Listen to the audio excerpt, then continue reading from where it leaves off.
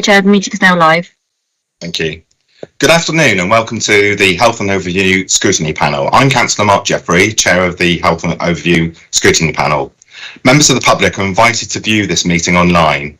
Those present are requested to keep their microphones on mute and to only turn them on when you are called to speak. Members are requested to keep your cameras turned on at all times. Officers and external presenters are requested to turn your cameras on only when you are presenting your reports or answering questions. Members have read the report, so presenters please just highlight any developments that have occurred since publication.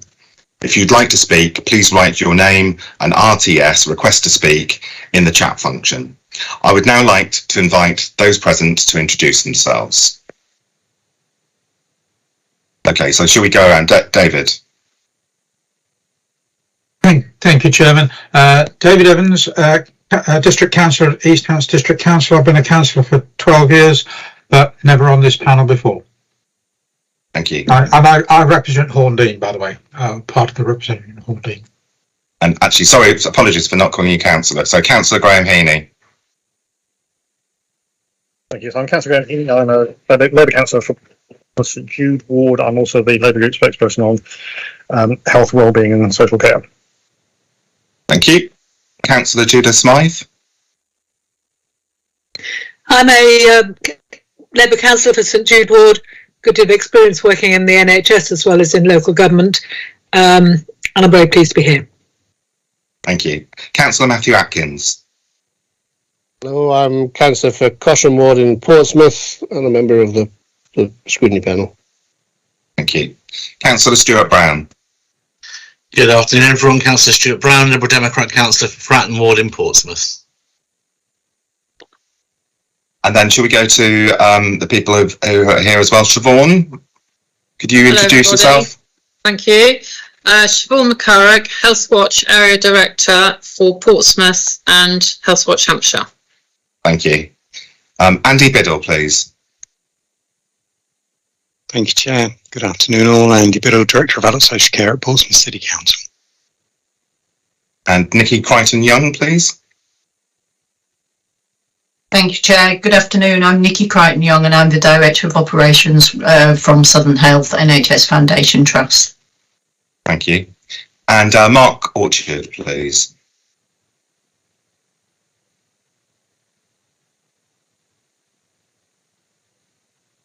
Mark, I think you weren't unmute, so you. Oh, I'm sorry. That is the first time I've done that today. I do apologise. Good afternoon. I'm Mark Orchard. I'm the Group Chief Financial Officer and Deputy Chief Executive for Portsmouth Hospitals and also the Isle of Wight NHS Trust. Thank you.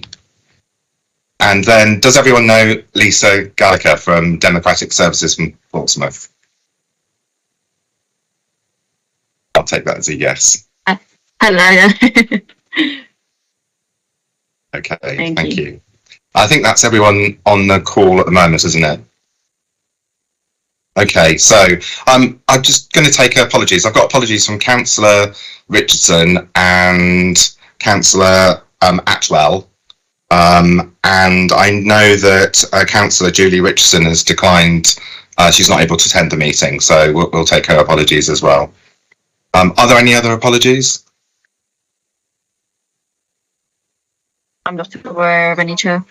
Sorry, I actually got that wrong. It's Councillor Anne Briggs who isn't able to come to the meeting, so we'll take that as apologies as well. So we've got Councillor Richardson, Councillor Atwell, and Councillor Anne Briggs for apologies. So moving on next to declarations of interest. Has anyone got any declarations of interest?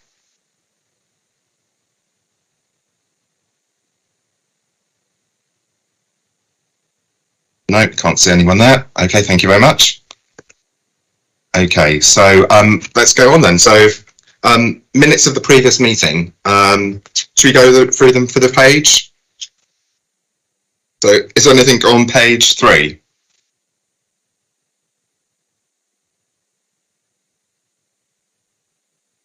Page 4? Page 5? Page 6? Page 7, page 8, page 9, and page 10. Okay, thank you.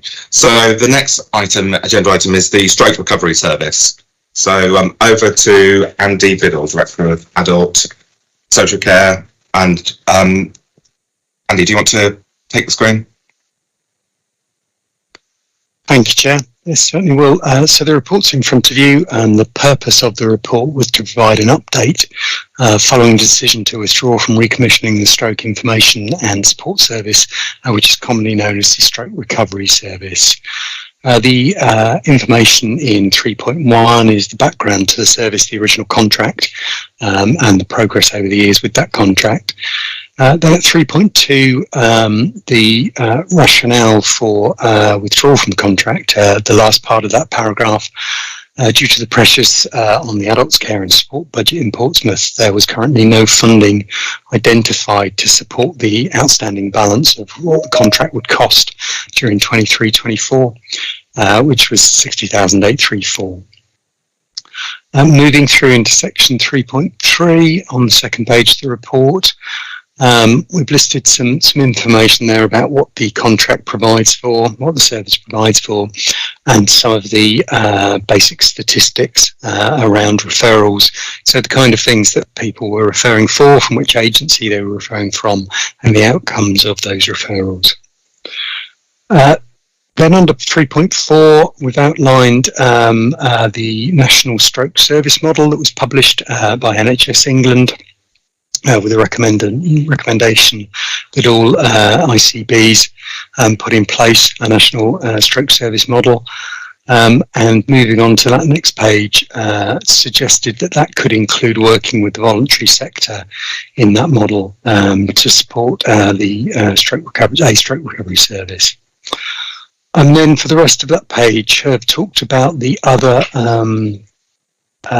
resources that are available to Portsmouth residents who have experienced a stroke, and those mainly are funded either through the NHS or through local voluntary and community groups. I had to apologise in advance. I'll share an office, so you will occasionally get my colleague who's also on a Teams call coming over on my speaker, so apologies about that. Then moving on to the next page, we understand that the ICB, Hampshire and Isle of Wight ICB, does not have any current plans to commission a specific life after stroke provision from the voluntary sector, and highlighting that the provision of a stroke recovery service is not a statutory responsibility of the local authority, and has previously been provided by us under discretionary powers rather than statutory obligation. Finally, in the summary under point 4, certainly no question of the quality of the service that's been provided to the residents of Portsmouth, but acknowledging that the Adult Social Care and the City Council needs to focus on its ability to discharge its statutory duties, which influences some of those discretionary services that have been provided to this point. And then finally, under point 5, the update for this month, that as of September, with the awareness of the association would need to begin processes to close the service because we had an extension in place until the end of December of this calendar year.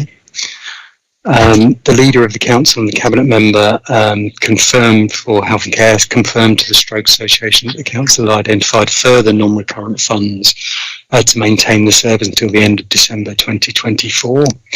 The rationale for that is that the council has extended that with the expectation that the ICB will implement an ICSS model in Hampshire and in the Isle of Wight during 2024, although there's no expectation at this current time that the ICB would commission from the Stroke Association in the same way. Hopefully that's a summary of the key points that I picked out of the report, and of course happy to take any questions, comments. Thank you. Thank you for your report, Andy. Before we take questions, I just wanted to ask Councillor Pepper to introduce himself. He's joined the meeting. Yeah, thank you, Chair. Martin Pepper, Gosport Borough Council, having all sorts of problems with IT this afternoon, apparently. I'm working from my laptop. My main computer's gone completely bonkers. Apologies.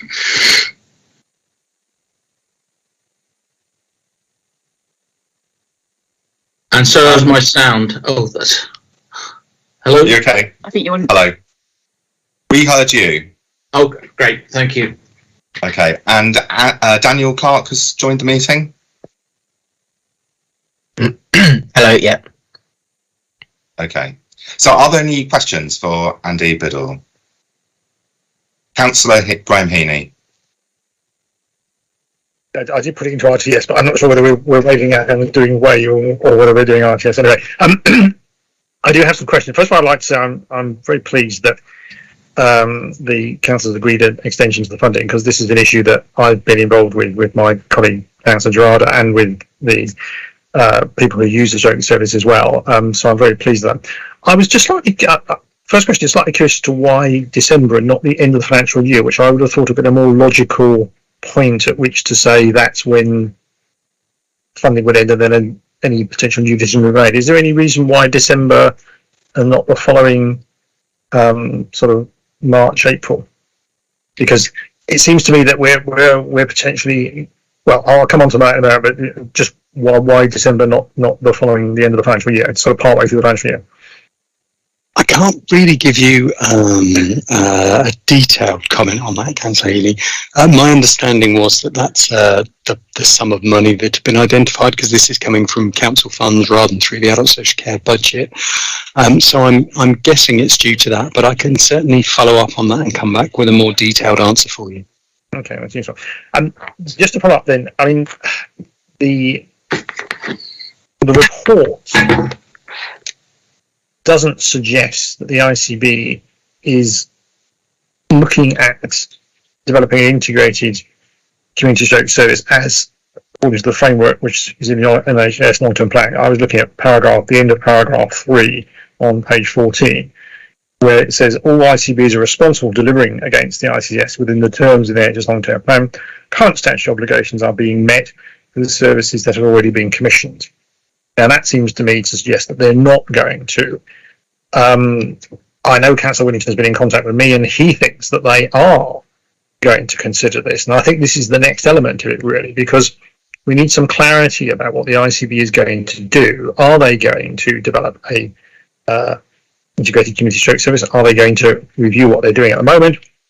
I understand, obviously, they're in fairly difficult financial circumstances, but we don't have any clarity about that. And I wondered if we can have some clarity, because what I'm worried about is that we'll come to this time next year, 3 months before the contract ends, and we're in exactly the same position as we were back earlier this year, where nobody's got any money to fund it, the ICB haven't done anything, and we'll be back into another crisis situation.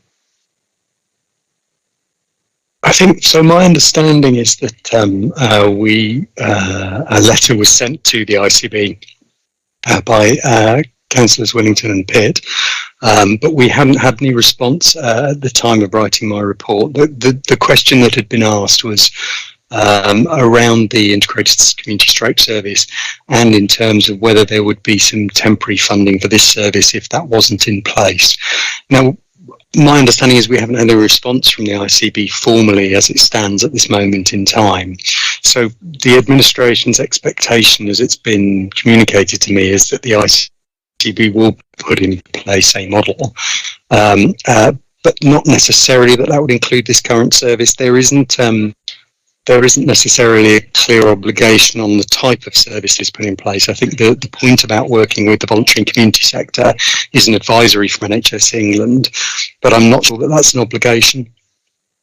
So I don't know that we can give you any further reassurance on that without that response from the ICB as to what their plans are. But when we have that response, I'm imagining that will be shared. Sorry, that doesn't really answer your question fully. No, I understand. Obviously, you haven't heard from them, so you can't say it. I have looked at the Health and Wellbeing Board, and there is apparently going to be a verbal update next week. Unfortunately, my new teaching timetable means I'm lecturing at 10 to 11 on that day, so I won't be able to attend. So I won't be able to hear the verbal update. I don't know if anyone from the NHS knows what the verbal update is going to be. A bit of a preview, maybe. I don't know whether I would be allowed to do that. But I'll obviously try and pick up from that. So the other thing about if you're going to look at stroke services is that there would presumably need to be some sort of plan and public consultation, and that takes time to organise. So I'm just hoping we'll get a response back from the ICB as soon as possible about what their intentions are. And I suppose at this point we can't really say any more, but that's my sort of where I'm looking to for them to act. And to be honest, if they are going to develop this, I think it would be appropriate for the health authority to be part of overseeing that process and seeing what changes might be made and so on. I mean, the Stroke Association has spoken to me on a number of occasions, and they're happy to think about different provision. They're not wedded to only doing the same thing they're doing now. They are quite happy to change and fit in with wider strategic plans. But my point about this service is that it's been running for about 14 years. I'm correct in saying, and no one is saying this service is either not needed or not very good. So the question has to be, why are we getting rid of it? And that's really where my point is. But I'll stop there because I think I'll leave it there. Thanks.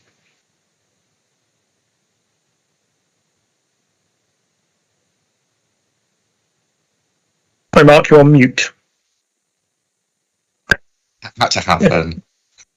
Thank you. I thanked you for your questions, and I asked whether Councillor David Evans, I think, has indicated he would like to ask a question or two. Thank you very much, Chairman. I've got a lot to learn about all this, so please bear with me.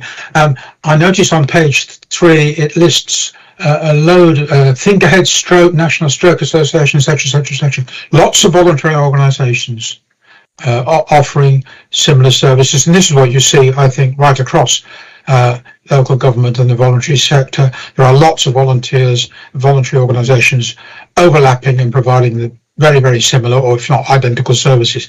And this is a very large sum of money that is being paid for this. And I come down to the top of page, first paragraph on page 4. I don't doubt that I wouldn't choose to comment on the quality of the service they provide, but it does say that first paragraph, this was deemed an expensive service, supported a small number of people. Now that says to me it's a sum of money that's not being as well spent as perhaps it should be.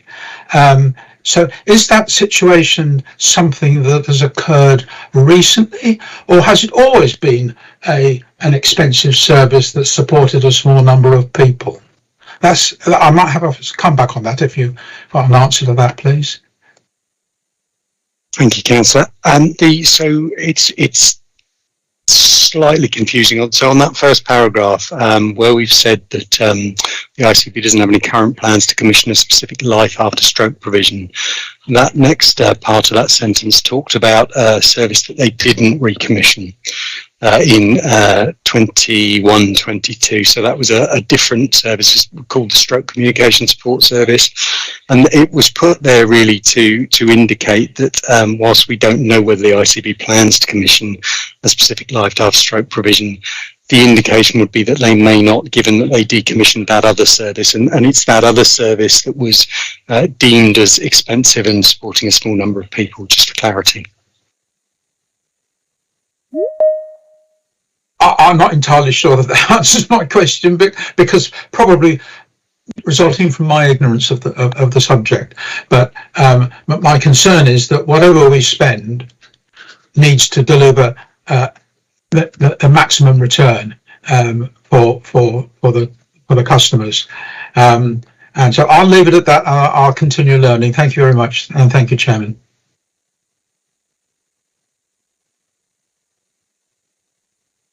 You're on mute again, Mark. Yeah, I know. Thank you, Councillor Evans. Councillor Graham Heaney, please. Just to come back on that briefly. I mean, I am also aware that the need to make sure that health money is spent as effectively as possible. But also, I mean, I've had previous experience of being a non-executive of a trust. I've sat on Health Area Scrutiny Committee. I've also been involved with Health Watch. I also think our role is in part to challenge and question what is being said. And I know, for example, because I've followed up, is that the service ended up being funded via underspend some other budgets, which is not a good way forward. And to be quite honest, the ending of the process of that contract was, to say the least, a little chaotic. And I have my concerns about the way the voluntary sector is treated generally in the way we commission services, and I'm not sure it was the best example of how we could have treated it. So it's a question of challenge, really, and I want to be clear that that a value service is not just removed just because someone has got some budgetary issues which can be addressed elsewhere. Thank you for your comment, Councillor Heaney. Okay, so any more questions on this one, please? No, I think that's no. So thank you, Andy Biddle. The report has been noted, and we'll go on to agenda item 5 now. So, sorry, Chair, to interrupt. I think Councillor Smythe was indicating. Oh, sorry, Councillor Smythe. Thank you. Do we have any idea, this is a question for Andy Biddle really, but also I suppose for ICBs, this does seem to be not a very good example of commissioning or decommissioning. And have we any idea whether the deadlines for resolving this situation, and would it be something, Chair, that we should bring back to HOSP next time to see what progress there's been?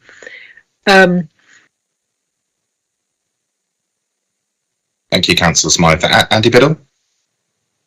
So we don't have any idea at the moment, Councillor. So as I've said in the report, we haven't had contact from the ICB, so a letter was sent to the ICB by the Leader of the Council and the Cabinet Member of Health and Wellbeing, and there hasn't been a response to that as yet. So no, we don't have any definitive timeline as it is.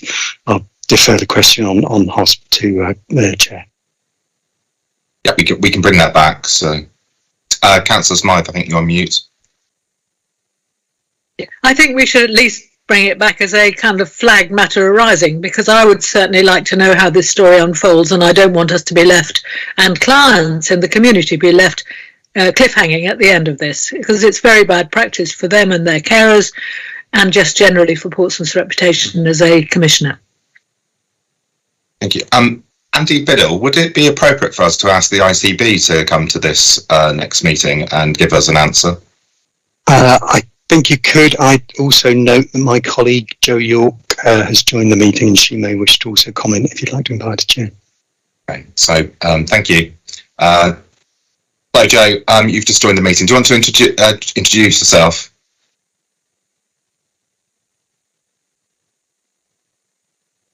And I think you're on mute. Apologies. I'm Jo York, Health and Care Portsmouth Place Director for the ICB and the City Council. I think can only apologise to Portsmouth City Council. The letter, I think, that Andy refers to came in whilst I was on leave over the summer. I think we had thought it had been, because it was addressed to the Chief Executive, I believe, and we had thought it had been responded to. That doesn't seem to have been sent, so I do apologise for that, and that will be happening in the next day or so. I think obviously myself and Andy work really closely on this, and have, so the team that reviewed this service are a shared team between the local Health and Care Portsmouth team and the council. We are still, and support the decision that, we clearly support the decision that the local authority have made. We are working through the implications of the new stroke pathway, but it is, and again, that review has happened, and as the extension has happened, we will continue, but it is challenging to understand what this service provides that isn't already in place through other mechanisms. So that's what we will need to test, I think, over the coming months. But really happy to come back and we'll respond immediately to the letter, and apologies that we haven't, and really happy to come back with an update at the next meeting. Great, thank you, Jo. Are there any more questions at all, please? I think that's a no. So thank you very much, and thank you, Andy. Your report's noted. So agenda item 5. Mark Orchard. Thank you, Councillor Jeffrey. And I'll I heard what you said earlier on, that assume that everyone's read the report, so I'll just pick out a few things if I can, with slight updates where appropriate, but I'll keep it as brief as I can, and then obviously time for any questions or comments. So you've got a briefing paper there in the usual way. A few things I'll draw out. So first of all, at the top of the paper, you'll see we're referring to our partnership developing. So talk about Portsmouth Hospitals NHS Trust partnership developing with the Isle of Wight Trust as part of our acute partnership. That has certainly developed to the next stage now. In that, we've got now, as you'll see in the paper, a joint leadership team in place. So I introduced myself earlier on in the way that I did. So I've been at Portsmouth for just over 4 years, and my role has just effectively been extended in the group model with the Isle of Wight Trust and the wider leadership teams in place. But it's not about sort of leadership change. This is about supporting the Isle of Wight Trust and supporting the population that we serve across both sides of the water. And so there's much more work to be done now to work through the clinical and financial sustainability benefits that we can bring for the island population, but also to the populations of Portsmouth and, of course, South East Hampshire as well. So much more work to be done on that. What I would just say, though, just to sort of, if there are any anxieties around this, there is nothing from a service change perspective we're expecting to see in terms of Portsmouth particularly, and we remain two separate statutory bodies. So this is really about the Portsmouth as the mainland larger organisation effectively leaning in and supporting our island colleagues, particularly where they're unable to recruit to certain services and maintain certain clinical standards, or at risk of maintaining clinical standards as a result of the challenge that short stretch of water brings. So happy to say some more about that, but that's really just to and more of that as that develops, but we remain two statutory bodies.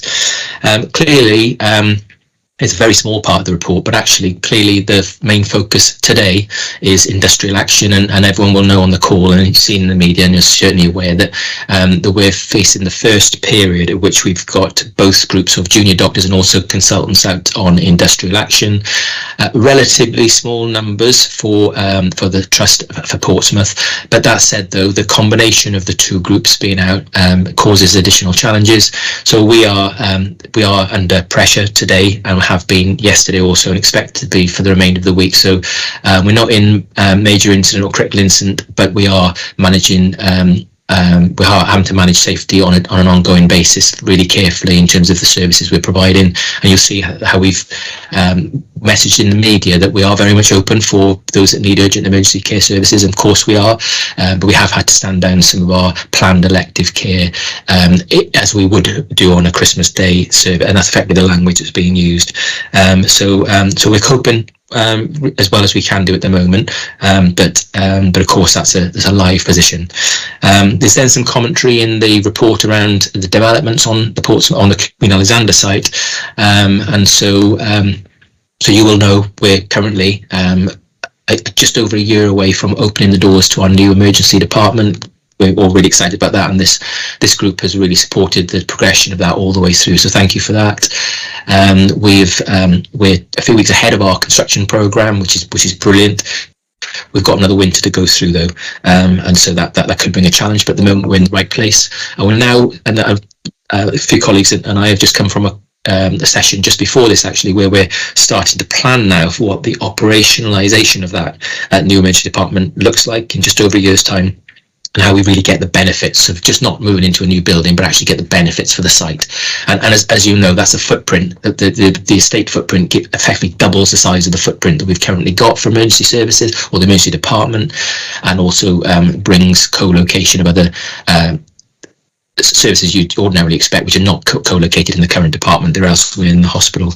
Those of you that have been on site Queen Alexander Hospital recently will also know that we've got other developments happening right now also, including the expansion of our main entrance, and soon we'll be moving on to the north entrance, but that's probably of a different scale of reason, and again come on to some of that if it's helpful. There's a whole section in the report around engagement. I'll just take that as read. So there's two things I was just going to mention, and they're kind of related really. They're not in the report, but perhaps I just wanted to give a nod to. So first of all, our winter plan.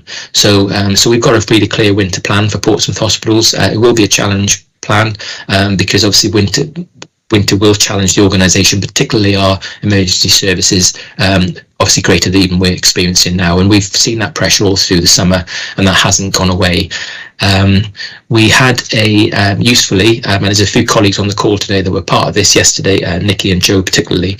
Yesterday we had a system-wide, Portsmouth and South East Hampshire system-wide sort of sharing and learning around our individual statutory organisations' winter plans for the health sector. So we had that sort of first session yesterday. And I suppose I would say there is more to do to make sure we've got fully joined up winter plans, but that is certainly where the focus is at the moment. So you'll see the Portsmouth Hospitals University Trust's winter plan in the public board session next week. For those of you that are interested, I'm happy to share that in the meantime. That's going to public session next Wednesday. Other statutory bodies around us, many of which are represented on this call, are also at varying degrees of readiness for their own winter planning. And what we're doing now is trying to join that up, and that brings on to the last thing I was going to mention, which is absolutely related, which is COVID. Obviously, whilst we're in a post-COVID environment now, of course, in our individual lives and also our working lives, COVID very much remains with us, and so we are seeing both in terms of our staff, but also patients that are presenting to the hospital, we are seeing over the last few weeks an increasing prevalence of COVID-related sickness or COVID. Now, of course, we're not measuring that or capturing it in the way that we once did, so it's not comparable with the pandemic, because obviously we're not routinely testing across the board in the way that we were, so it's just not comparable. But what we are seeing is our sickness absence rates, even in the last few days and week, increasing quite markedly around COVID. So we've already started our COVID vaccination campaign for staff at the Queen Alexandra site, and that's going well. Our flu campaign starts shortly also, but I just wanted to mention that as well. I will pause there, Councillor Jeffrey. Happy to take any comments or questions. Thank you, Mark. So it's over to members for questions. So I've got Councillor Graham Heaney, please. Thank you, Mark, and thank you, Mark, for your report. I just wanted to ask a question about an item on page 18 about the leadership team and obviously people going into the group executive. And you talk about the need to consider options for backfilling. I mean, is this going to be a challenge financially, i.e. because you need new people, or are you just going to expect other people to sort of act up, if you like, in terms of the role? So is it going to be a challenge there, or do you have the financial ability to employ extra people if you need to? So that's a really good question, and there's two things going on. One of which is described in the paper, which is really a question, and then the other one, which is related, which is important to mention in the same context. So I'll mention the other one first, and hopefully it helps you answer your question directly. As we work together with the Isle of Wight Trust, what we're really clear on, and the Isle of Wight Trust are really clear on also, is it gives us the opportunity to relook at the corporate, the non-clinical corporate services that service the two statutory bodies, and to get much more efficiencies. It won't be overnight, but it'll be over time, through natural attrition largely. And we're working on those plans at the moment around how we get scale benefits through our back offices in effect. That is very significant to both trusts in terms of our ongoing savings plans going forward, which means that we can protect frontline services, particularly clinical and clinical support services. Which then leads me on to answer your question, I suppose. So yes, we are in having a group model over the two statutory bodies. In isolation, that brings some additional cost. We've limited that. We've not recruited outside the organisation. We've filled those posts with people that are already in the two organisations, and we're now working through. They've got the next stage to work through around how we fill and make sure we've got the leadership teams to support. So in my case, for example, I'm very much still the Chief Financial Officer of Portsmouth Trust, as well as being effectively the same role across the group. So we haven't backfilled. We're going through a process. We're not expecting a recruitment campaign or adding a significant extra cost. In fact, as I say, which is why I mentioned the wider piece, we expect overall to take actually a disproportionate level of recurrent savings over time that allow us to make better decisions for our clinical services that support our populations. So hopefully that, happy to elaborate on that, Councillor Heaney, if you wish. But that is, that's kind of the plan. Yeah, I obviously don't expect to go into massive detail about. Oh, you've just muted yourself. Yeah, I get the picture of what you're saying, so I understand. Yeah, I just wanted a little bit more of what was actually going on. That's been really helpful, so thank you for that. Thank you. Okay, I've got Councillor David Evans next, please. Thank you very much, Chairman. I was going to ask, first of all, the question that Councillor Heaney just asked about backfilling. But so I am going to come on to the answer, which is you're going to, you've recruited backfilling places from inside the organisation. Well, that means something else has got to be backfilled, and it ripples through the organisation. At the end of the day, you're going to employ a larger number of senior managers than you did before, are you not? No, and thank you, and I understand that, and apologies, we're in that stage at the moment where we're not able to maybe perfectly describe this in the numbers, but actually no, we've got a genuine ambition and outline plans that we're working on at the moment with the Isle of Wight Trust to reduce the back office administration costs of the running of the two organisations. So we're not backfilling every role, otherwise you'd end up in exactly the same place that you just described, Councillor Evans. That's not where we're at. So we're looking at reshaping roles, reshaping how we, and it's avoiding the duplication where we will be able to avoid backfilling every role. And so give you examples, for example, well, there are all sorts of examples on there, but but one of the ways we'll do that is we're currently working through how we have identical systems and processes for our non-clinical work particularly, which means that we haven't got to duplicate. So we haven't got a person on the Isle of Wight and a person on Portsmouth managing our payroll system or something, for example. So we end up in a position where we've got a more efficient resource managing the two, but you can only do that if you have identical common systems and processes, and that's the bit that we need to get to next. We're at a pause moment at the minute because we're not backfilling the post. So take me as an example, happy to personalise this, there are others, but we're not backfilling myself and others right now at this moment. We are taking a pause moment to see what do we need so that we don't end up in the position that you've described, which would be a risk that which we will avoid. Okay, thank you. The other part of my question was going to be, the paper doesn't explain to me, and I guess it's already known, but it doesn't explain to me particularly why it's needed to create this group. Is it that there is something that economies of scale or whatever to do with the Isle of Wight Trust that needs to join with the Portsmouth Trust in order to be more efficient or provide a better service or whatever? What's in a single sentence? What's the rationale? What's the reason for it? Okay, a single sentence is hard, Councillor Evans. I'll do my best to not have too many sentences. The Isle of Wight Trust is already a very small trust compared to an average trust on the mainland. Portsmouth, for example, our turnover is £800 million per year. The Isle of Wight Trust currently is about 300 million, so a lot smaller. Come April, this is wider, come April, the Portsmouth Trust will be even smaller. It'll be less than 200 million turnover, because community and mental health services are transferring to a mainland provider. They're transferring.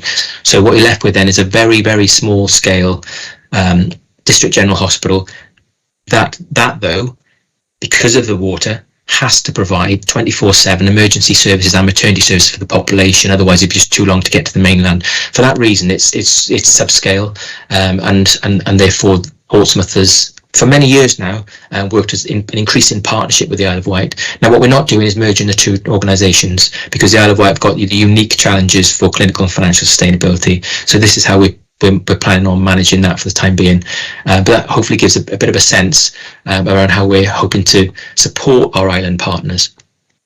Could I just double check? I'm sure it's just a slip, but you I think you said Portsmouth will be getting smaller by 200 million. You meant I'm right. Yeah. Sorry. Just for the record. Yeah. Thank you. Thank you so much. Councillor David Evans, did you want any other question to come back on? No, sorry, that's fine. Thank you. Thank you very much. Councillor Judith Smythe, please. Thank you, Chair. I've lived long enough and been Health Commissioner for the South East Hampshire, went before it merged with the Isle of Wight, to know that the Isle of Wight is expensive. You rightly said that you think clinical budgets will be ring-fenced. As now a representative of Portsmouth City Council, I'm very worried that resources that should be going to people in Portsmouth, and we still have a good deal of need here because we're a very challenged poor population in relation to the rest of the areas you serve. We won't be losing resources to the Isle of Wight.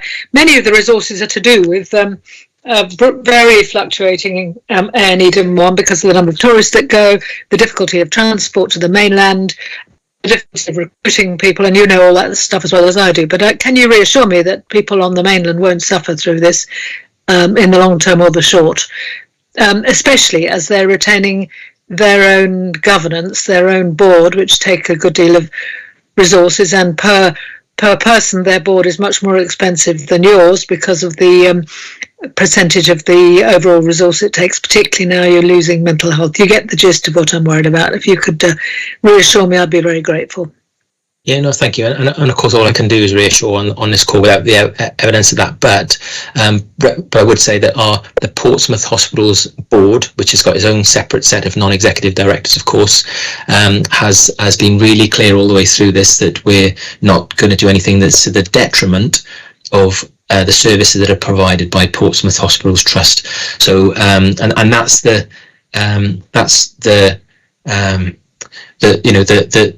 that's been the parameters of which we put around this group partnership arrangement. That said, we are absolutely committed to working with our island colleagues. So I wouldn't use the ring fence word that you said. I don't think anything's ring fenced because all services, community mental health across the country, everything is needing to make efficiencies post-COVID because we're not as productive as we were pre-COVID, and that's kind of a fact. But what we're certainly doing in our instance is trying to ensure that we the vast majority of cash savings come from non-clinical settings, and this gives us that opportunity for Portsmouth also, in order to therefore make sure that the amount of funding that the Commissioner gives us for clinical services goes as far as we possibly can do. And so I think I'm trying to do is reassure you, Councillor Smythe, but as you know, I recognise you'll be the judge of that, as it were. With my history as a health commissioner and indeed working for one of the other trusts as a non-executive, I think we've got to be very careful about this. Bigger isn't always cheaper, especially when you've got a large body of water in between, and especially where you have the need to use air ambulances and other things for a relatively small population. So I think we owe it to patients and citizens in Portsmouth and indeed Fareham, Gosport and so forth to really keep this under examination. Islands are notoriously expensive, particularly when it comes to the provision of A&E and the inevitable intensive care units that you need to have behind a proper A&E. So I'm a bit worried about this. And I would also be worried if I was on the Isle of Wight. But as you might expect, you haven't completely reassured me. We've got a very long memory in this whole thing. And I think as a HOSP, working between the authorities in South East Hampshire, we need to keep an eye on this sort of thing and perhaps have a detailed report at some stage about the very general things that your report covers. Just before we go to, thank you, Councillor Smythe. Just before we go to Mark, I've got sort of a supplementary, in effect, to that question. What measures are the Portsmouth Board going to be looking at to ensure that our citizens aren't going to be worse off? Are you able to tell us at all? Yeah, I am absolutely certainly. So the measures are exactly the same measures that we've gotten right now, which hopefully reassures Councillor Smythe, because those are the same measures and clinical standards and access and service experience standards that are largely national standards but are built into our contract with our commissioners are identical, and therefore that's what we'll be measured on, and that's what we'll demonstrate to Councillor Smythe and others that, you know, whether anything's changed or not, I guess. So hopefully that is reassuring. And the reason I put my hand back up just for Councillor Smythe was just say that what is recognised and has been recognised for many years, and therefore, you know, what Councillor Smythe's comments are helpful in this context, is that it does cost more to run an island. There is something that's referred to as a structural deficit, but it's ultimately the additional premium costs that comes from running an island services. It's approximately been quantified externally and validated, recognised by the regulators, as about £20 million per annum. Now that's not currently funded by anyone. Our commissioners are not funded for that either, but there's an ongoing conversation around how that doesn't get forgotten and actually gets funded over time, and that's a conversation that our commissioners and ourselves are having on an ongoing basis with our regulators. And that was also a condition of our board at Portsmouth, but also the Isle of Wight board isn't that doesn't get forgotten, so that nobody assumes that Portsmouth across the other side of the water can solve that structural premium cost, because you can't, because it's by definition of running those 24/7 services on an island uniquely, which doesn't change. So thank you, really helpful comments. Thank you. Members, are there any more and of questions? course, just to say, of course, it used to be a very elderly population. It isn't quite so skewed that way as it used to be, I understand, but I mean, it still is. Older people use more services, and so on and so forth. And also there is a difficulty of recruiting really good experts in some of these things for an island, and a need possibly to think about recruiting people who are dual skilled, rather than just the conventional teams in a conventional hospital, particularly now you've lost community services. That's just a little bit more to add to the fact that this is a difficult thing, and I hope very much you can pull it off. But the question why, asked by David Evans, was relevant and is in my mind too. Thank you. Thank you, Councillor Smythe. Are there any other questions, members? No? Okay, so we'll go. Thank you. We've noted your report, Mark. We'll go on to agenda item 6, which is Health Watch Portsmouth. So we've got Siobhan McCurrock. Siobhan, could you give us a brief summary of your report, and then members will ask questions? Thank you. Yes, lovely, thank you. So Health Watch Portsmouth were invited to provide a review of what we did in the year April 2022 through to March 2023. We have published an annual report on that period, which is appearing on our website. We had a board meeting in June, and I profiled in the June meeting some highlights, of which I brought along today, and it's been included in the reports pack. A few things I just wanted to highlight from that. There are 8 statutory functions for a health watch, and those are listed, but basically it's encouraging people to have their say, scrutinise the quality of services, encourage people to provide feedback on service experience, health and social care, and for Health Watch to be the voice of patients in conversations with regard to commissioning and provision of services. And we encourage the general best practice of engagement by partners across Portsmouth. So the end of the pandemic meant that we were able to go out to speak to people at stalls and talks and things like that. One of the figures in the presentation, 768 local people, has been trumped by the final count figure, which was 832 people that we actually physically spoke to at stalls in the 12-month period. And it's encouraging that people seek us out when we are at events and we go and talk to people. We have a 5-question document that we go and ask people what are their main concerns, health care, social care, access to, and majority of people are saying access to primary care appointments and dentistry in the city are their biggest concerns. So what we do is a breadth of activity, and this is based on feedback from stakeholders, the public, patients, and one of those was looking at the quality of information on GP surgery websites. We had some findings. We sent those to what was the CCG until July 22, and we were trying to work with the surgeries to upgrade some of that information and or remove items that were incorrect. We are just about to go out again to look at GP surgery websites. Obviously there are fewer GP surgeries than the last time we did the review, but this time we are using the government guidelines that were issued in 2022 on the basis of what should be included on a GP surgery website, bearing in mind that this is the main way in which patients are finding out information these days about their GP surgery. So those report findings will be published, and we hope that we'll be able to say how pleased we were to see what information is available easily on the homepage, pretty much. But we also worry that there may still be GP surgeries who are asking for proof of address in terms of patient registration, because this is not a requirement, but GP surgeries are still insisting that patients who wish to register need to be able to provide a personal ID, which includes an address, and this is not a requirement of the NHS. And we feel that that is unfair from GP surgeries to impose that. So that's just been a campaign that's been going on and on and on. We also are going to be looking further at delays to elective care.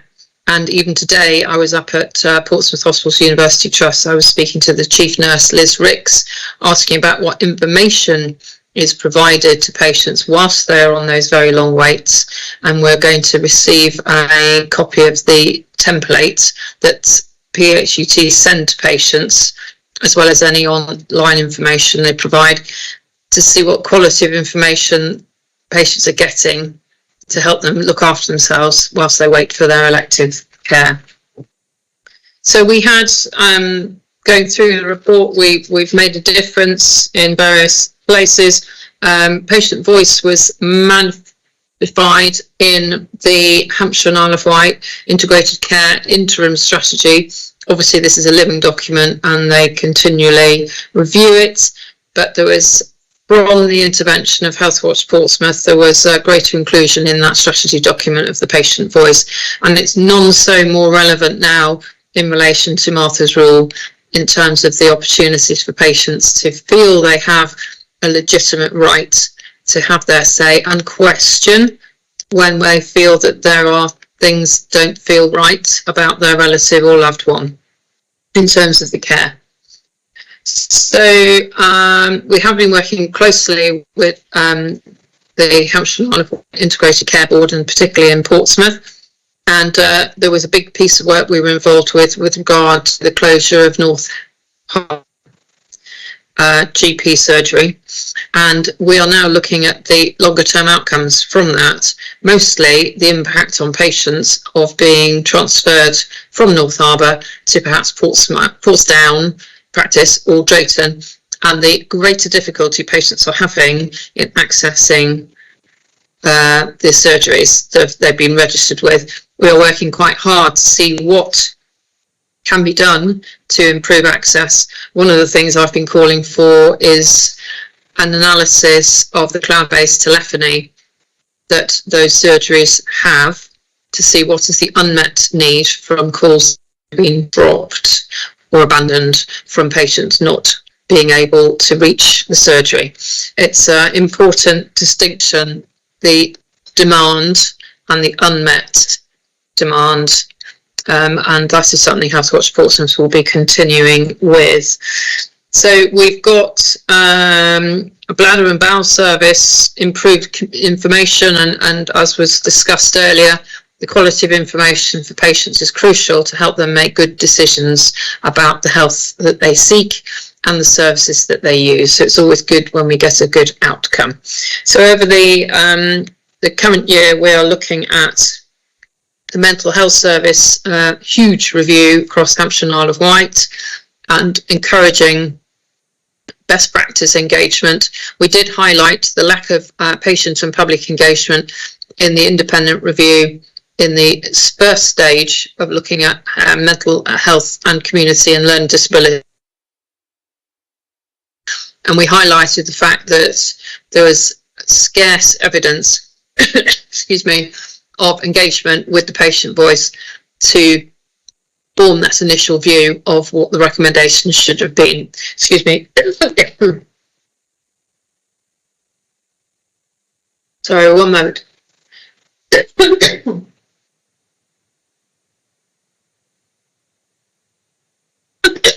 I've been talking all day and I've finally hit my limit. Are you okay? Are you okay? Or do you want to... No, it should be okay, thank you. Okay. So yes, there is still a lot of work being done on that mental health, community and learning disability review. we attend meetings that Solent NHS Trust host with the community to look at what are the efforts being made to engage with the community, and how are people's views, wishes, fears being addressed with the planning for the new trust that is merging, obviously, for mental health trusts.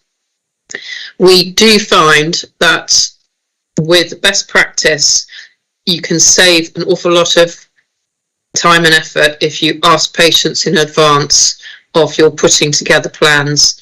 It is amazing what great ideas patients have that can prevent services from then having to review things when they haven't seemed to work very well in implementation. So we have a great concern about health inequalities in the city, and there is a project we are running at the moment with the University of Portsmouth to look at those barriers that people are facing in the city, particularly in the most deprived wards, and we will be putting a report together and publishing that and presenting to the Health and Wellbeing Board in April or May, whenever appropriate for that meeting. So I also had another document, but I'm conscious of time and whether people want to ask questions rather than me continuing with any more commentary. Thank you, Sean. Members, do you have any questions, please? Councillor Graham Heaney? Yes, thank you, Siobhan. Thank you for the report. And it's amazing the amount of work you managed to get through given the limited resources you have. As I say, having been involved with HealthWatch, I sort of got a bit of an understanding about it. So yes. Congratulations and well done. I'm inevitably going to ask a question about item on page 33, where you did a mystery shopping exercise for support for stroke patients. Do you have the details of that available for someone to have a look at? Because possibly still. I had a quick look on the website. I couldn't see it, so maybe I was looking in the wrong place. But I would certainly be interested to know what you got out of that. Obviously, okay. With the current issues going around stroke services, I'd really be interested to know if you're. Yes, sure. Off the top of my head, so it was only a small mystery shopping exercise, but it was still valid, because we just phoned up the ward to see what was available for patients who were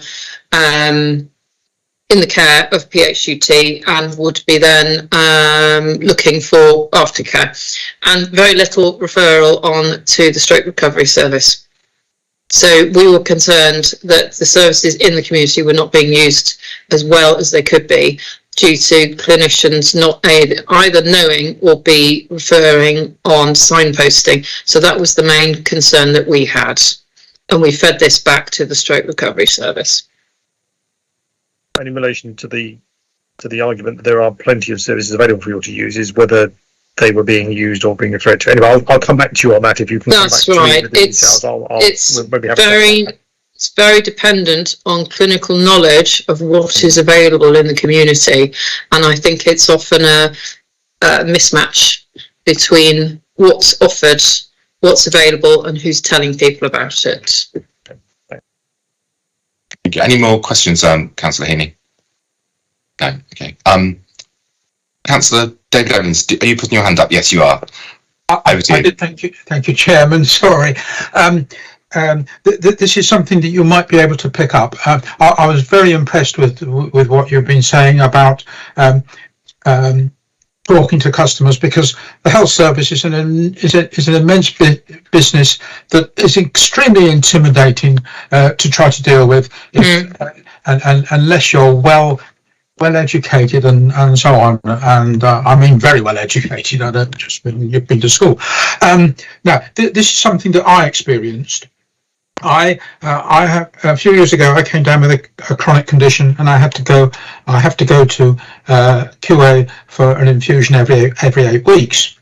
I now do that at home, but nevertheless, over a couple of occasions, I walked into the north entrance, and on one of those big poster signs that stood outside, it said, "Have you made a will?" Now, I wrote to whoever put it up, I can't remember who it was, and they said, "Oh, well, we put that up in order to try and get donations." But they didn't get the point. They obviously didn't get the point. If you're walking into into QA, lots of people are very nervous about what they're about to be done, what's about to happen to them. Are they going to survive, and what they're going to experience in the hospital, and to be confronted with, before you come into the hospital to have your operation, have you made a will? That really is crass in my view, and I wouldn't like to see it. I'd like to see it sort of ended. Thank you. So yes, I understand that sometimes communication issues, there are unintended consequences, are there not, from decisions made. I'll let Portsmouth Hospitals University Trust respond directly to that, but we had also an issue with a campaign in the winter where there was a emergency department member of staff talking about their Christmas wish, and we recommended to the comms and engagement team that the poster campaign was not used because it was giving the wrong message to patients. From the patient perspective, it was viewed in a different way to the way the trust was intending, and I think this is always the issue, that public scrutiny is so useful for organisations, providers and commissioners, and it should be valued for the understanding that people will take away from that message. Thank you. Absolutely, yeah. Are there any more questions or points at all from members? If I could just add that we have a website, and there's a lot of information on the website. We're always available on telephone, email. We're at North End at HUK Portsmouth offices. So please spread the word about Healthwatch. And yes, we are busy bunnies. Right. Thank you, Siobhan. Thanks for your report, and You're welcome. It's noted. Thank you. So I've been told I'm allowed to crack on now as well. you are. I Thank hope your voice you. holds up. Thanks. Bye-bye. Okay, bye-bye. Thank you. So next we'll go on to agenda item 7, Southern Health update. So we've got Nikki Crichton-Young. Nikki, could you give us a brief summary of your report, and then members will ask you questions? Yes, absolutely. Thank you, Chair.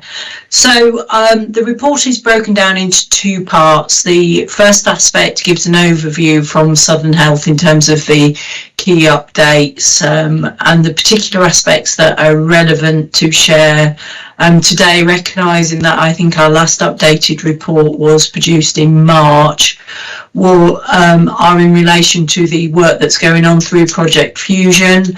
I'm sure colleagues on the call will be reminded through the various stakeholder letters, etc., that you will receive, that Project Fusion is the name currently that we're using to create the new combined NHS Foundation Trust across community mental health services and learning disabilities, Hampshire, Isle of Wight wide.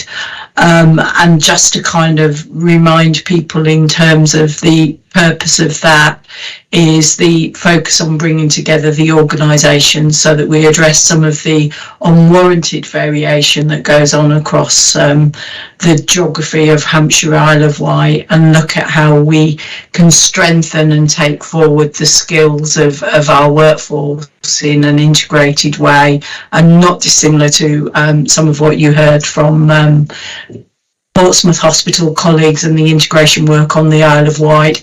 It's to strengthen the leadership structure and to also look at the efficiencies that can be driven forward in terms of consistency of approach, particularly around some of the corporate functions, etc. We're in a position at the moment where the detailed full business case is being worked through. That will go to the respective boards in October and NHS England for final review, with the position as it stands to go live with the new organisation by April 2024. As part of the process with regards to that, we've undertaken the appointment of the chair of the new organisation, which is Lynn Hunt, and the chief executive has been appointed, which is Ron Shields. They're now in the process of undertaking the recruitment of the executive team as a whole, so that will start to run in shadow form, hopefully at the latter part of this year, in readiness to go live as an organisation, single entity by April next year. The other aspect I probably want to bring your attention to is the lifting of the enforcement action, which happened in April 2023. This was a really positive position for us as a trust, recognising some of the historical challenges that have been had, particularly around our mental health services, and a recognition of the important steps that we're taking as an organisation to move forward with some of those improvements. To link to that information, just an update for you around our mental health acute and crisis pathway and work that we're doing in Southern Health currently to strengthen the leadership and drive forward with the improvements, is meaning that we are looking at how we currently deliver those services, so we do some of this at scale. Part of the challenge, I think, to be said, is having some of that clinical leadership to the extent that we need to in all parts of Hampshire. So how do we bring the right expertise together to focus on those right improvement pathways? Part of that work is very understandably linked into, and I'm sure everybody will have read quite a lot in the media around suicide prevention, and as a trust we're leading on the suicide prevention work alongside our colleagues from the City Council and Portsmouth City Council and Hampshire County Council, as well as the wider voluntary sector. It's really encouraging, I think, and I'm sure everybody would recognise that the ability for Portsmouth Guildhall to be lit up in orange on Sunday the 10th. So, you know, thank you for that. I think that was a really positive statement to mark World Mental Health Day as well. We've recently undertaken our annual members meeting, and it was done virtually, but we had over 100 people attending that meeting, which was a really positive position as well, and that there was lots of views, as we understand, from the public around what's happening at the moment with Project Fusion. Robin Harlow presented an update with regards to primary care, and that's available online, of course, for people to be able to review and see, and I'm sure some of you attended. Then specifically the second part into the Portsmouth and South East Hampshire system of Southern Health. We're continuing to work with partners and colleagues in PHU and Solent around the winter planning. Not dissimilar to what Mark has already shared in terms of the work he's now undertaken across the trust of the programmes to support our staff and our patients and residents in relation to having flu vaccinations, COVID vaccinations, etc. I think it's important to note that we are seeing as a system some real pressures in light of the financial challenges across the wider ICB, but we're all working collectively together to look at how we ensure sustainable services are delivered, and part of the work of the programme Fusion and the joining together of the organisations is to ensure that we're doing that and that we're wisely spending every pound as we know. And, you know, as again, I think Mark referenced earlier on, that the very nature that we are not as efficient as we were pre-COVID. So that's clearly an area of focus for us all.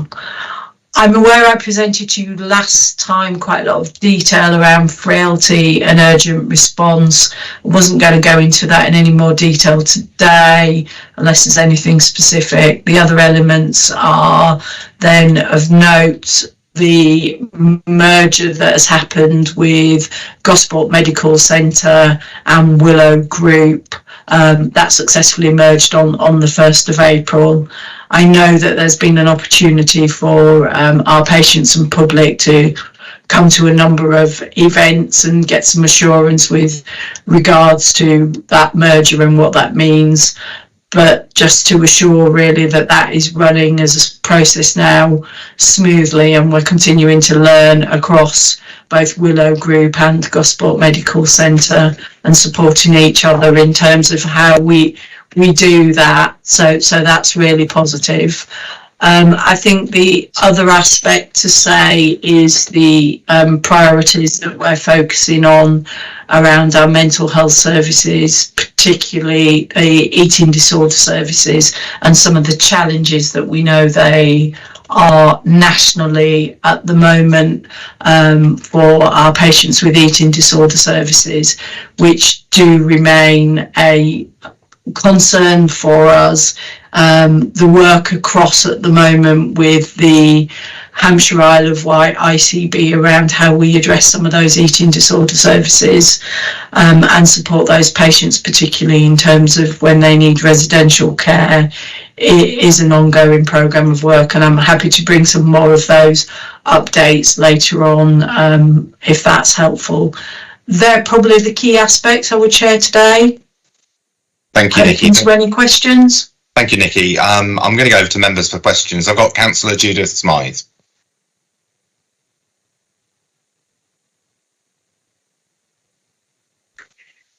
Thank you, Chair. Portsmouth had a very particular, strongly developed integrated service. Not talking about integrated commissioning, although that was part of the reason it worked. But are there, I know a number of people who are involved in setting up those integrated services over the last 20 years or so were worried that when you and Solent were talking about merging, and indeed the integrated commissioning came in, that a lot of the work that showed very, very good outcomes, because it was integrated and often preventative work, particularly around mental health or around keeping people in their own homes and that sort of thing. Have you got any examples where that integrated work with the City Council, both adult and children's services, has been dismantled because of what is happening to you and happening to commissioning? Thank you, Councillor Smythe. No is the answer. We haven't. What we are continuing to do and work with the ICBs at place is to understand and recognise the importance of place, Portsmouth being a place in its own right. In terms of the work that Solent and the Portsmouth City Council have been doing and working together as an organisation, there is no intention to not recognise the value that that's had in the new organisation going forward, and there is therefore no plans that I'm aware of at this stage or have been in discussion in any way to do anything but strengthen that, take learning from some of that across the wider Hampshire place, certainly not to dismantle the work that's already been happening. And Joe may want to come in and comment on that as the place director as well for the ICB. Okay, thank you. Can I ask Joe? I think you've put your hand up at the same time, so that's brilliant.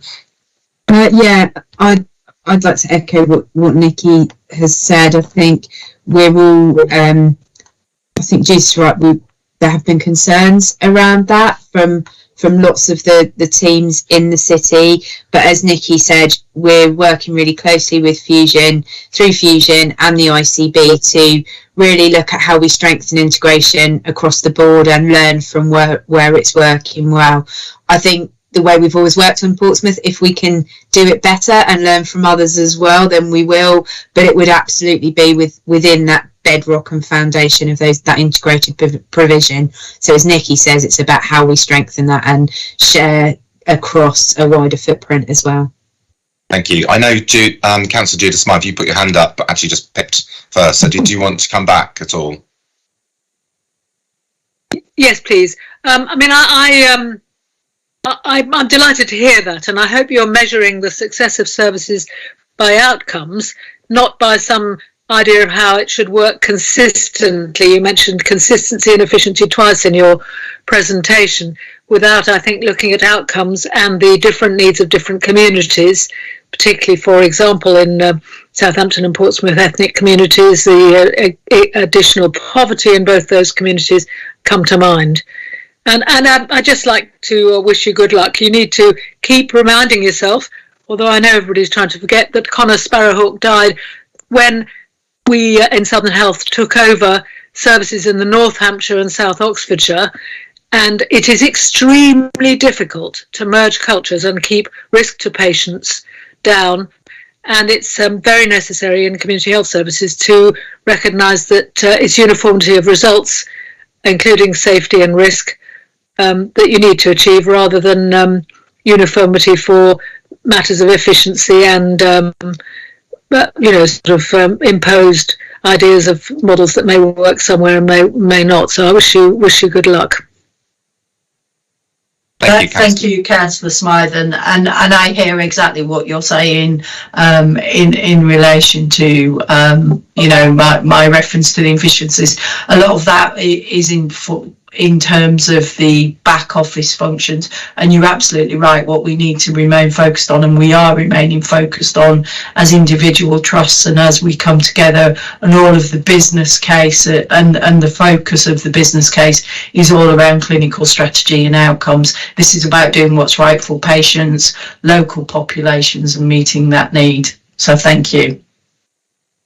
Thank you. I've got Councillor David Evans next, please. Thank you. Thank you very much, Chairman. I would fully endorse the comment that Councillor Smythe has made about outcomes. Absolutely crucial. Now, I have a question. My background is in the private sector, in manufacturing. I've done lots of business cases for lots of projects, and they are always conducted before you start spending money. That's the purpose of doing a business case. What I'm puzzled about, I've got obviously a lot to learn about how the health service operates. What I'm puzzled about is the section where you say recent progress, and you've made 2 appointments as chief executive and chair, and now you're carrying out a full business case study. I think a layman would say you're putting the cart before the horse. You haven't. Your business case should justify the hiring of people, shouldn't it? Or is that not how the health service works? I'm sorry. Thank you. Thank you, Councillor Evans. Just for clarity, it's the sign-off of the final business case in March. The preliminary business case that has allowed us to progress the recruitment and appointment of the chief exec and the chair has already gone through approval through NHS England. So it's about the processes that have happened and the sign-off of the full business case then. Of course, whilst those appointments have happened, they do not go live until such point as the actual new organisation commences. So at any point, if that, there was a pause or any adjustment in that process, that could undo those such appointments anyway. So just to give you that assurance. Thank you. It's the way it was presented on the page. It just read funny. Thank you very much. Yeah, I appreciate that. Apologies for that. Thank you. Thank you. Members, are there any more questions? No, I don't think so. So in that case, Nikki, thank you very much for your report. It's noted. You're welcome to stay if you want, but equally, if you need to leave, we understand. Thank you. Okay, so the next agenda item is agenda item 8, access to primary care. So Joe York, please. Joe, could you give a brief summary of your report and then members will ask questions? Yeah, of course. So this report provides some more detail at members' request in relation to access to primary care and primary care appointments. Provides quite a bit of detail on that to show how that how appointments are offered in the city and how that compares. What you will see within that is quite a considerable amount of variation, and that is because this data set is relatively new and it's really beneficial that we have it. However, it does underlie the fact that each individual practice has a different way of working, and therefore counting it is not always the same. So it's hard to compare apples and apples.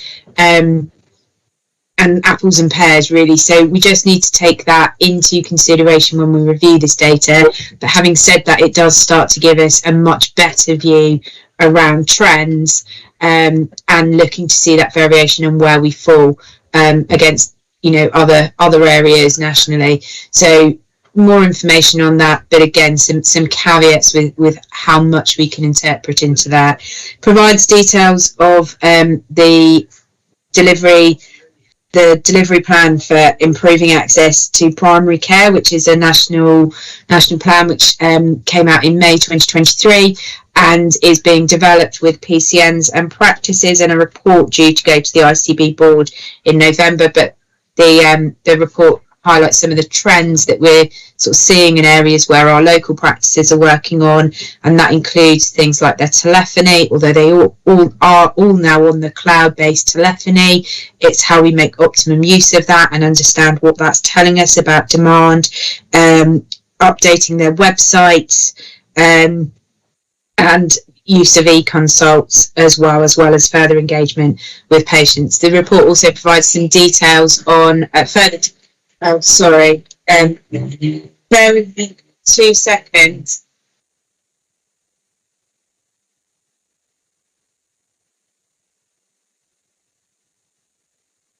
Am I supposed to sing now or do some music, You wouldn't want that. Were you volunteering then, Councillor Smythe?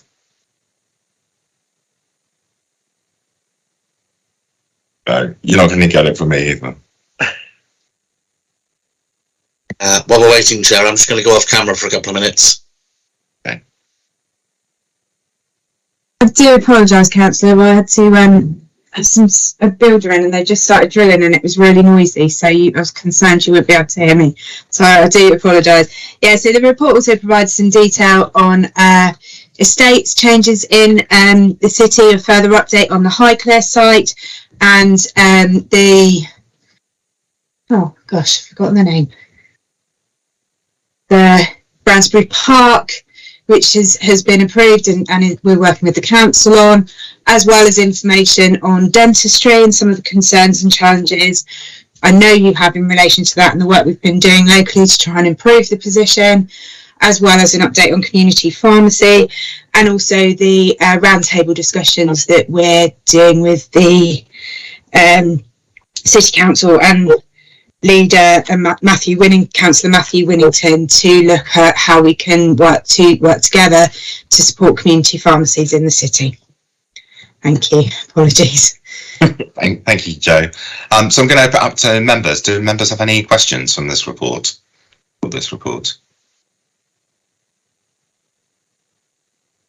No. Okay. So thank you, Jo. That report's noted. And we'll move on to the next agenda. Councillor Graham Heaney. I'm terribly sorry. I was looking at the report while you were saying, and I was a bit slow. I just had a couple of questions actually. When we discussed in the council the provision of GP services, the council has in the past offered support around things like buildings or support for back office services to help help practices to manage their staffing. Has any of that been of any real use or taken up practically at all, or has it not been feasible to do that or to make use of those offers? I think it's quite challenging in terms of some of the back office functions, but certainly where we have seen real benefit from the council support is in relation to our integrated teams. So the integrated intermediate care teams that we have, the integrated mental health and learning disability teams, but also what we're really exploring now is the work with public health and population health management. So there's lots of support that's going into practices from the public health team and supporting that community and practice engagement. So the work that we're doing with the council, public health and our Health and Care Portsmouth Comms team around both Paulsgrove and Portsea to look at health needs and how people are accessing healthcare in those areas. So it's in those areas where I think that partnership working with the council is at its strongest, but also in developments such as Bransbury Park as well, and how we're supporting, working together on that. Yeah, thanks. Okay, thank you very much. Councillor Judith Smythe.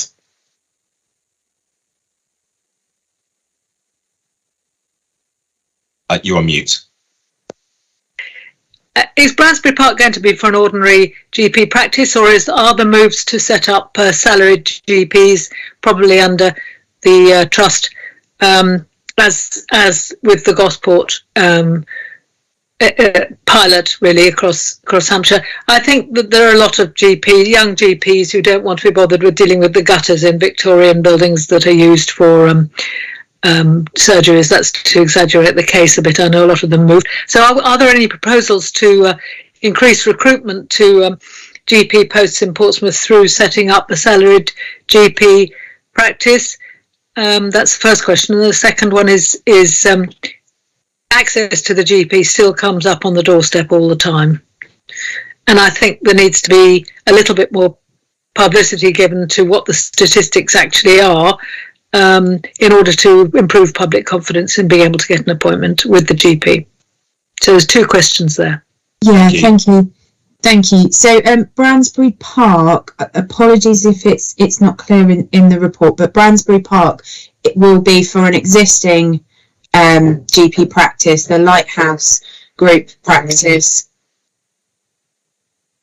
Can you still hear me okay? It's perfect, yeah. Oh, yeah. Thank you. Yes, I can hear you, and thank you for that. I thought that was the case, but I wonder if there have been further discussions about setting up a salaried GP set up possibly at Bransbury Park. No. It's for the GP practice. What we are doing with Portsmouth Primary Care Alliance is working on attracting newly qualified GPs into the city to work in a range of areas, again to strengthen recruitment into the city, and that's been touch wood, early days, but looks quite successful.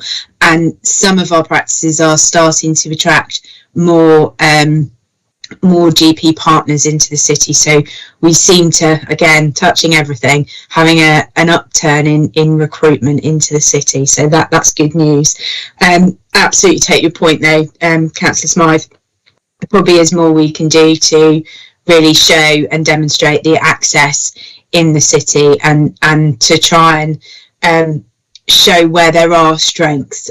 So we're looking at that as well. Thank you. Okay, thank you very much. Councillor Matthew Atkins, please.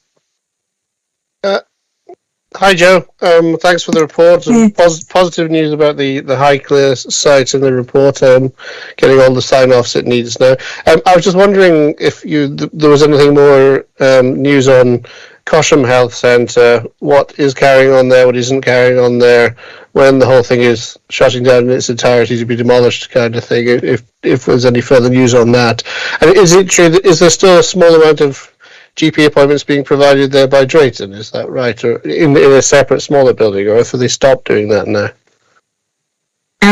So the Drayton practice have a branch surgery in Wootton Street, which is very close to Cosham Health Surgery, Cosham Health Centre, but not in the building.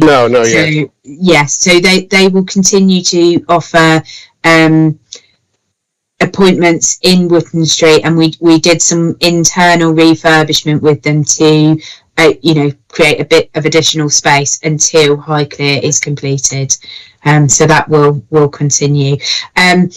Cosham Health Centre, to my understanding, it is I don't think there's anything being provided through there. There was some podiatry which provided by Solent NHS Trust, which has moved off site onto Jubilee House, but there was very little else. So my understanding is it's not being utilised. In terms of sale of site, etc., I would need to go away and find out more about that. It's owned by NHS Property Services, the building. Sure. If you do get any update on that, I would obviously like to keep up to date with what's happening with that building. Is North Harbour now completely gone and all their patients moved, or is there? Yeah, so that's completely. No, that all the patients were transferred, and as Siobhan said, Healthwatch are doing a piece of sort of work just to see how that transfer went, and both of the two practices that took on the vast majority of the patients, so Portsdown and Drayton, undertaking surgery are also doing some work with those patients. In the main, it seems to have been a positive move, and patients are, continue to experience good quality care. But we are looking to review continually as well. Great, thanks for the update. Thank you. Thank you. Members, are there any more questions on this agenda item? No, I think that's a no. So thank you very much, Joe. The report's noted. And we'll go on to the next agenda item, which involves you as well. So it's agenda item. Let's have a look. Agenda item 9, the ICB Recovery Support Programme. So, Joe, could you give us a brief summary of your report, and then members will have questions. Yeah, so this report just provides an update to the committee around the fact that, given the significant financial challenges that we have across Hampshire and the Isle of Wight, the need for partner organisations, and in particular the ICB, to have had to go through and be part of with NHS England, the National Recovery Support Programme, which really works to provide us assistance and to monitor the financial challenges that we've got, and really that support provides us with an experienced system improvement director who's worked with other NHS organisations who faced similar challenges, and it helps us to embed further improvements by addressing the underlying drivers of the problem. And again, it recognises the significant deficit that the ICB is in, and really the monitoring and the work to pull that back, really. So it really just sets out in more detail for HOSP some of the drivers around that, including some of the challenges we've had across the system around post-COVID in managing people with non-criteria to reside in acute hospitals. The industrial action has contributed, unfortunately, the backlogs around elective and which reduces elective activity, and therefore the incomes trust can generate, but also pressures regarding pay awards. Some savings haven't yet been delivered as planned, and we continue to work through how we're making those savings, particularly in prescribing costs and continuing healthcare. That's across Hampshire and the Isle of Wight. Thank you, Joe. I'm going to open up questions to members, but first, if people could, if members could indulge me, I'd like to just make a quick sort of comment on this. It's actually obviously the full NHS Hampshire and Isle of Wight ICB reports, but Joe, you just cover an area of that in your role for ICB, don't you? Yes, I take responsibility for some areas across Hampshire and the Isle of Wight, and I'm part of the Hampshire and Isle of Wight executive management team. But yeah, predominantly my role is around Portsmouth.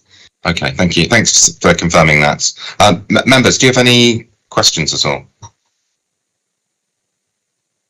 Councillor Graham Heaney. Thank you, Joe. Thank you for the update. In the report, it says that 4 months into the financial year, the deficit is 107 million. Do you have any feeling for what an estimate of the potential full-year deficit might be?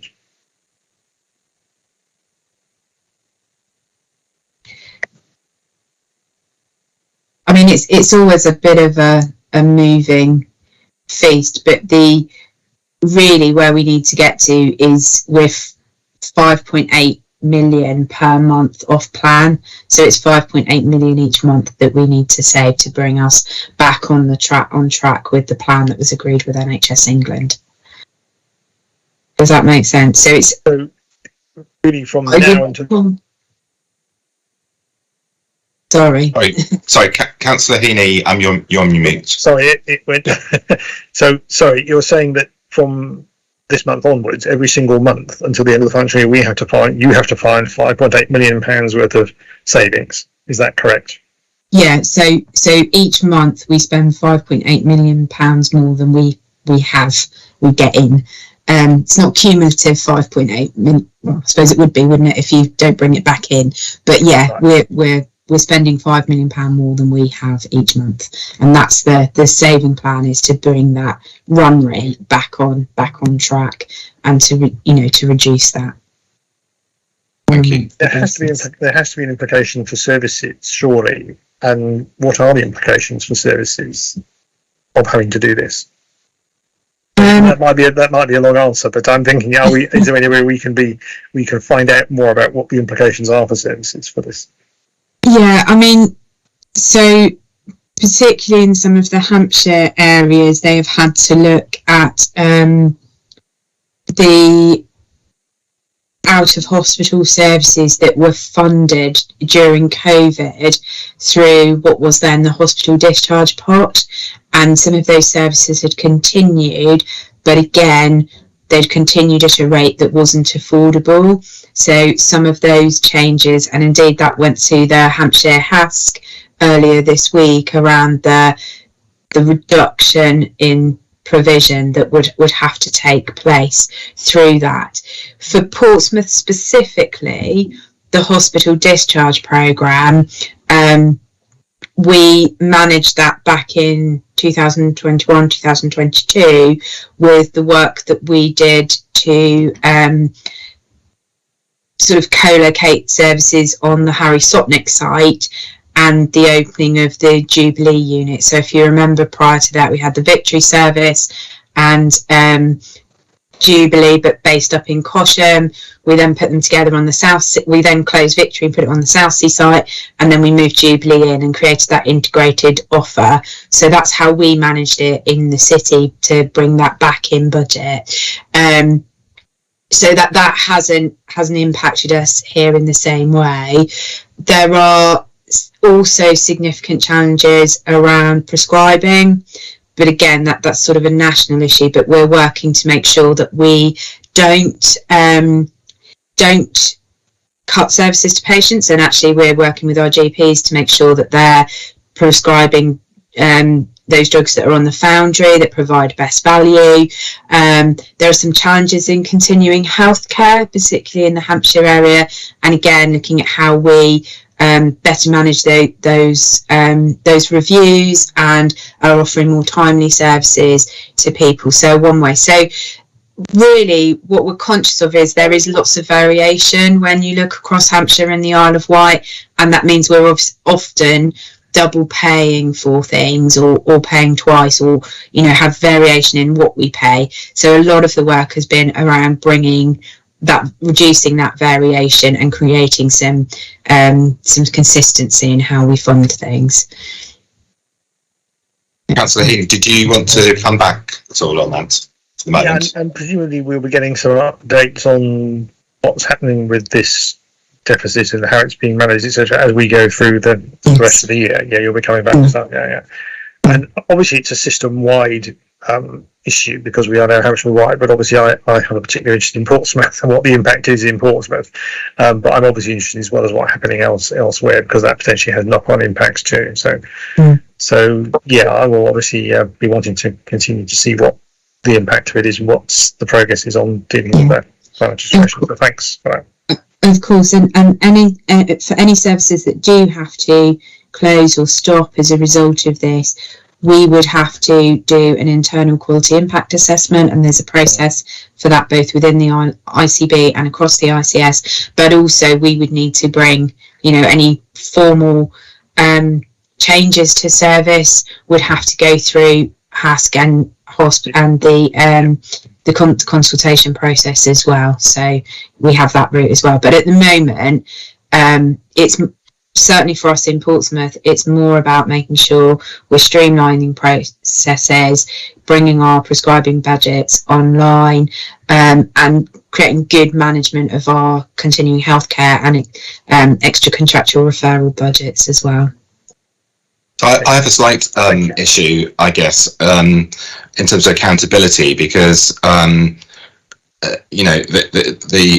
Hampshire and Isle of Wight NHS Trust covers the whole of the area, but your you've got an interest, I suppose, more in the Portsmouth area. Yeah. And for something this serious, I wondered whether we ought to be asking a member of the board to come and give a report back, because actually a 2-page report on one of the biggest deficits in the country, if not the biggest deficit in the country, it doesn't seem that us as an accountable body is being given much information.